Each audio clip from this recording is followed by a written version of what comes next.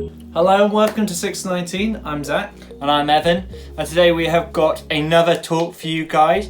Ooh. This week it is going to be by Liz, who is going to be telling us what she has learnt and some of the lessons she's learnt from COVID lockdowns.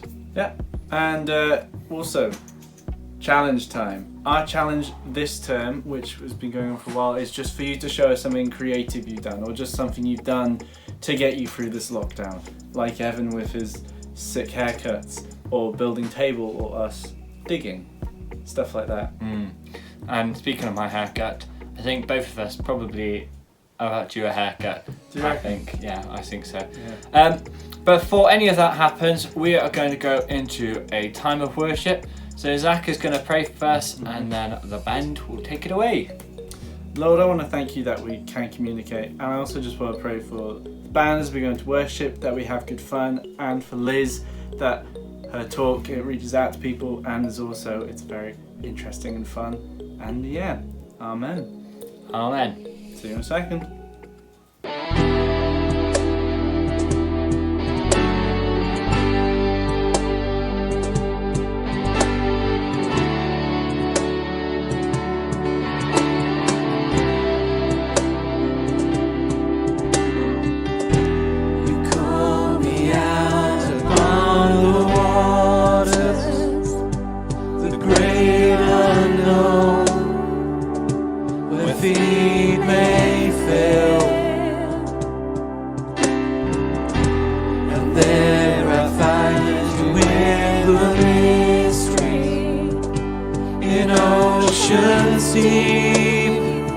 My faith will stand, and I will call upon your name. You keep my eyes above the waves. When oceans rise, my soul will rest in your embrace. For I am yours, and you are mine.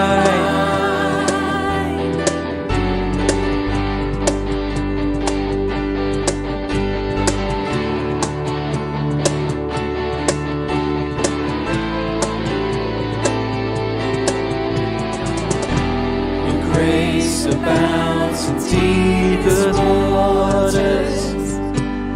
Sovereign hand will be my guide. Where feet may fail and fear surrounds me, you've never failed, and you won't start now.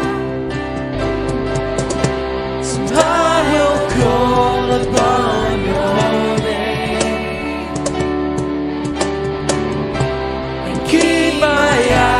Above the waves, where oceans rise, my soul will rest in your embrace.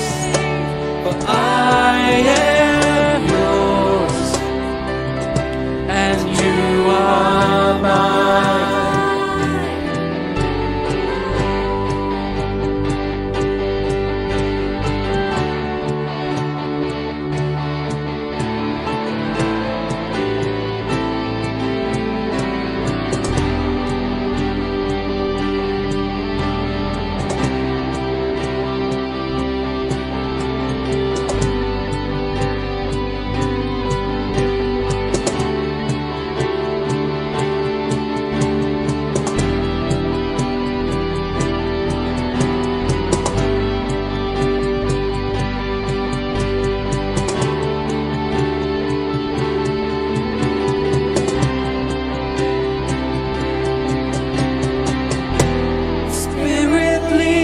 Where my trust is without borders, let me walk upon the waters, wherever you would call me.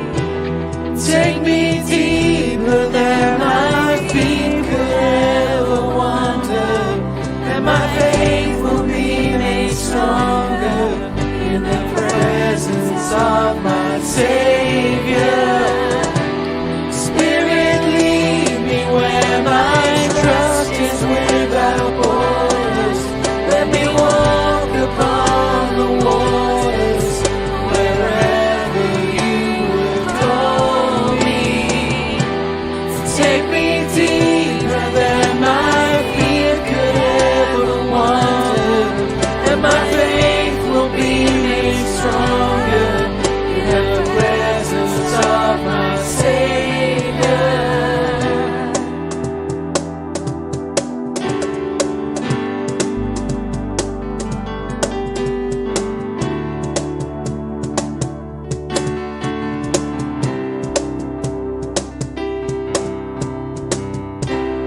And I will call upon your name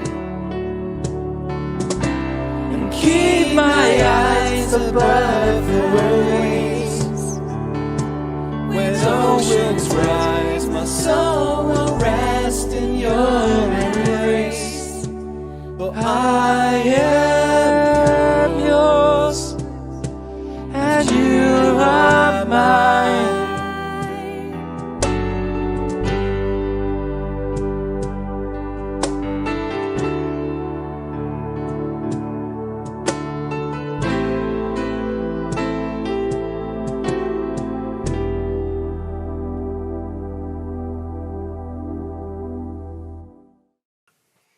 Hi guys, nice to see you again. Well, I can't see you, you can see me, but you know what I mean anyway. Here we are again. It's now February and I don't think any of us expected to still be in this position where we're in lockdown, and to be honest, it's pretty miserable, isn't it? It's kind of just continuing to be stuck indoors, not able to go out, not able to meet, not able to do things. For you, most of you not going to school or college, not being able to get out and mix with your friends and do all the things that you know you'd love to do, things like maybe going to the cinema or going out for a McDonald's or something. We just can't do the things that we used to be able to do, and we don't know when we're going to be able to do them again. And it can actually really affect us. It can really affect our heads and our well-being. It can make us feel really down and really low. And what I want to just to briefly talk to you about today is about thankfulness, which might seem a really funny thing to be talking about when I'm talking about how miserable and kind of stuff we haven't got. But actually, when we think about things, when we think about all the things we don't have, all the things we're not allowed to do, all the stuff that we would love to be doing and love to people we'd love to see and all those things, when we keep focusing on what we can't have and can't do, it actually really affects our spirit. But actually, what I want to encourage you to do is actually start thinking about the positive things, the things that you have got, the things that you can do, the people that you can be with, the things that you've got that actually we can be thankful for. And just thinking about it and thinking, like for me, what am I thankful for? I'm thankful for my family. I'm thankful that I'm not here on my own, that I've got people I can talk to, people who care about me, people I care about, that we can have a hug, we can chat, we can laugh, we can do all those sorts of things together. And it's a really lovely opportunity for us as family together to be able to do those things. And I've got a roof over my head. You know, we all live in houses or flats of different shapes and sizes, but we have a roof over our head. I've got a comfortable, warm bed to sleep in. I'm not sleeping out in the streets. I'm not kind of in some awful situation where I'm cold or I'm not comfortable. I've got so much to be thankful for, of having a lovely home and a nice warm bed to sleep in at night. We've got a kitchen. We can cook food. We can still have access to healthy food and nice food, you know, chocolates and all those sorts of things as well. We've still got some left over from Christmas, but I doubt very much whether you have. But we've got food that we can eat, so we can actually keep ourselves well and our bodies looked after, because we can still eat. We've still got facilities to be able to do that. And then we've got kind of this outside. Okay, it's a bit colder than it was in the summer, but actually, in a lovely, crisp, wintry day, it's great to be able to go out for a walk And where we live is so beautiful. Just to be able to look out, we see trees and we can see the birds and we can see the hills and all the things outside, that we've got that space. And on the whole, it's quite safe for us to be able to go outside and get a bit of exercise, get a bit of walk, take in some fresh air. And when we start thinking about these things, and actually about what some people don't have any of those things. You think some people around the world, they don't have a home or a comfortable home to live in. There might be a whole family on a mud floor. They might not have any electricity. They might not have any facilities or any ability to cook food. And actually when they go outside, they're actually in danger.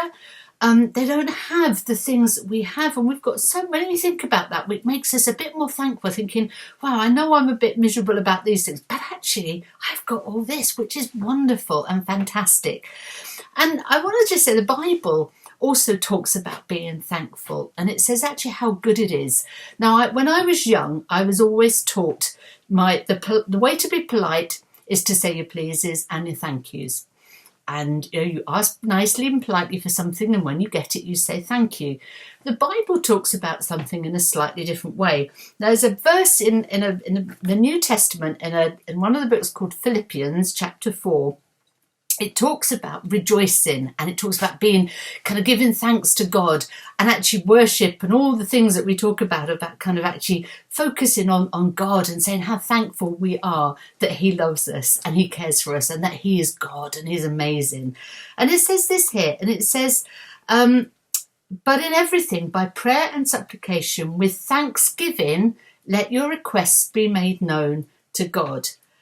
And what it's saying is like, before we start with our pleases and can I haves, it says start by being thankful to God for all that we've got.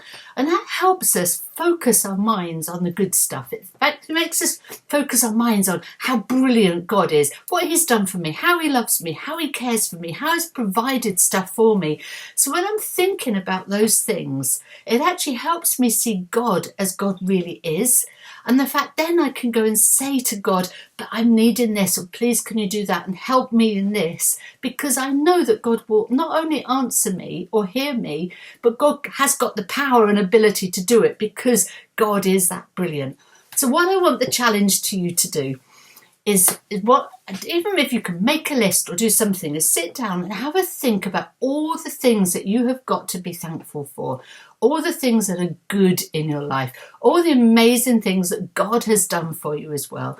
And before you go to God with your list of all the things that you want and need, start saying thank you to God first. Start thinking about everything you've got to be thankful for. Say, God, thank you for giving me my life. Thank you for giving me my family. Thank you for putting me in this country where if I get ill, I can go and get some healthcare for nothing. Wow, that's amazing. Some places you have to pay. If you haven't got the money, you can't get it. Start thinking about these things because it does our souls good. It does our spirits good. And it helps lift our eyes from seeing all the things that are wrong around us and actually seeing the stuff that's good and that's healthy and that God's done for us, because God loves you. He loves you so much. And actually when we start to see that and are thankful for that, then we take what we need to God, and we know then that because he cares for us, he's going to answer it. And actually then we are in peace and calm because we know that. We know the love of God in our lives. So I hope that for you guys. I pray that for you, that actually in this difficult time that you will know that you are loved by God, and actually that thankfulness will rise up in your hearts and actually take away all that horrible, negative, miserable stuff and actually make you feel really wonderful joy of knowing you're loved. Anyway, you take care, and hopefully we will get to see you all soon. Bye. Cool, thanks for that, Liz. It's always nice to be reminded of things to be thankful for, especially in a time like this when we're all locked up in our homes. It's not very fun. No. So it's always nice to be thankful. It is. I think that was a really encouraging talk. But now we're going to go on to something different, and that is our weekly challenge. Oh. I know, exciting. So, this week's challenge is nice and simple, and it is literally, we want you guys to do something new.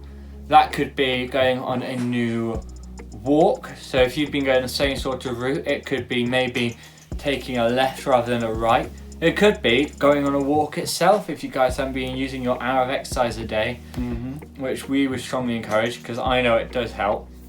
It could be reading a new book, or it could even be adding something to your routine. It could be going to bed at a reasonable time, or aiming to try and wake up before 12, which I know some people can do sometimes. We do it most of the time. We're good. Sometimes. Anyway, well, it's been nice having you guys, and it's been a good time, so we'll see you next week. Bye. Bye.